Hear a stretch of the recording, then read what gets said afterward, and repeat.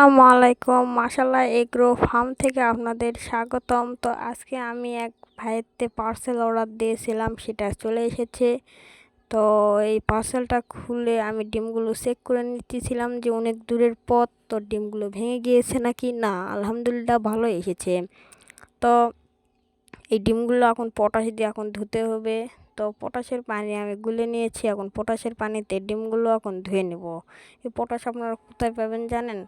যেগুলো মাছের দোকানে যাবেন সেখানে পেতে পারেন। তো আমি মাছের দোকান থেকেই আমি নিয়ে এসেছি।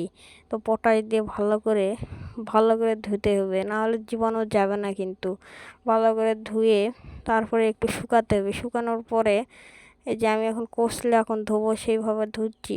আর দেখবেন সাবধানতার সাহায্য করবেন, নাহলে ডিমগুলো ভেঙে যেতে পারে।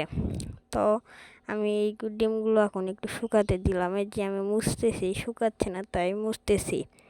তো মুছে তারপরে আমি মার্কার করব। মার্কার কেন করব? আমার ইনকিউবেটর যে হাত দিয়ে নেড়ে দিতে হয়, এই জন্য মার্কার করতে হবে।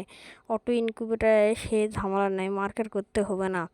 তো আমি মার্কারটা করার পর এখন ইনকিউবেটরে বসিয়ে দেব।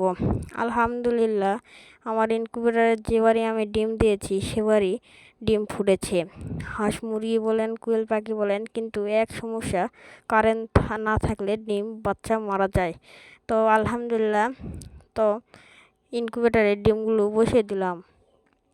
এর 18 দিন পর এগুলো থেকে বাচ্চা বের হয়ে উঠবে আলহামদুলিল্লাহ। তো সুন্দরভাবে মেশিনে ডিমগুলো বসিয়ে দিচ্ছি। দেওয়ার পর একটু হাত দিয়ে নাড়া দিবেন। দেওয়ার পর আমারটা দু থাকের ইনকিউবেটার, নিচেও ডিম দেওয়া যায়, উপরেও ডিম দেওয়া যায়।